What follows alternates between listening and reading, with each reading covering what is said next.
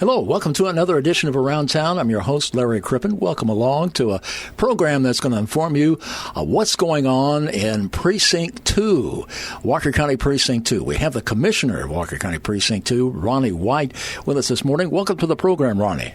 Thanks for having me, Larry. Good to have you back again here.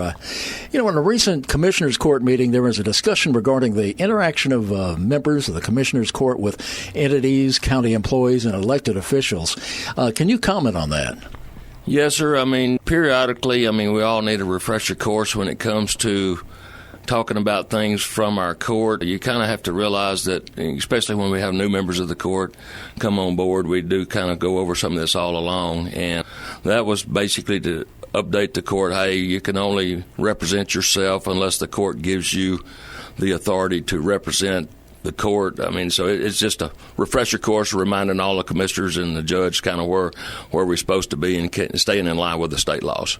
And recently, I understand the county purchasing agent wants you guys to turn those contracts into her and keep her up to date. That is true, and I guess we've been a little lax on it. I think she was scolding us in court the other day as a court, and that's okay, because if we need to be scolded, she's done a good job at it. It does need to be a central place where all the contracts are kept. In reality, they are filed in the county clerk's office also. I think that's probably where the original may wind up, is in the county clerk's office filed. But she will be, from this point on, it looks like she will be in charge of all the contracts. Is inflation going to cut down on the number of roads you can work on in the future? I have a total disagreement with our federal partners. I don't know where they come up with this number that they try to say inflation's at, but I would venture to say that most of the products that we buy have gone up 30 to 40%, and I think they holler, 3 to 5 to 9%. Well, their numbers are way off. I don't know where they come up with them, but it's not on the products that we use.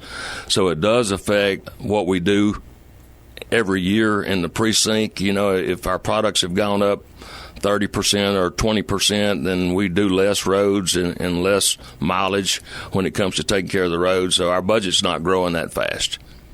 And, at the last session, commissioners discussed a plan to move forward in regard to the interlocal agreement with ESD1. Can you fill us in on what, ESD1 is and what's going on with that? Well, that's the Emergency Service District in New Waverly, and during our last budget cycle, we set aside, I think, and I know Patricia gave me the exact number, I think it was $580,000 to kind of start getting ready to put an ambulance in that district. They have recently bought some land. I think they got it through a tax sale. So they're waiting on a clear title before they move forward building a building on it. But we did give Rachel Parker, who runs EMS, we give her the authority to go ahead and start hiring the people, because it'll be a pretty long process getting 6 people hired. And once we get those people on board, and I think they may have a temporary spot that we can actually start housing them in the Riverside area. We've been working on it 2 or 3 years trying to get this done. It's coming to a head, and it's going to happen pretty quick. EMS is constantly being improved. One of this Monday's agenda items involved possible action on approving an emergency medical task force memorandum of understanding between the county EMS and the Southeast Texas Regional Advisory Council and the Texas Department of State Health Services. Can you explain what that's all about?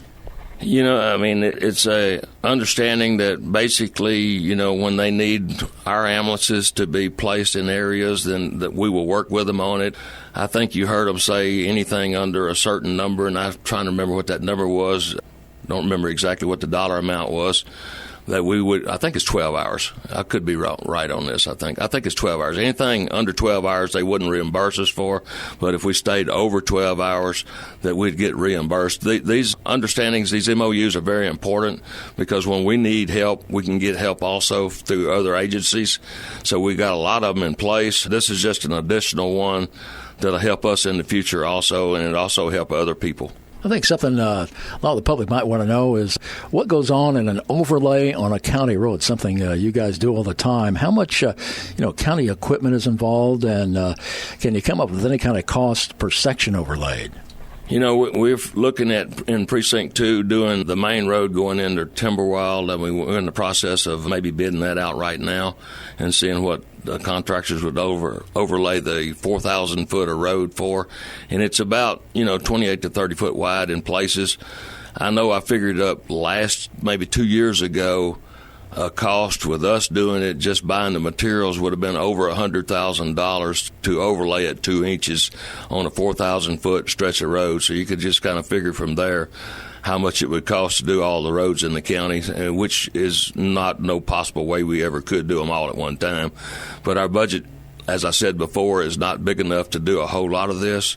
Mm-hmm. We have a pothole patching budget, basically, and we're working to try to get some of it built in the tax rate a little bit better so we can start doing more.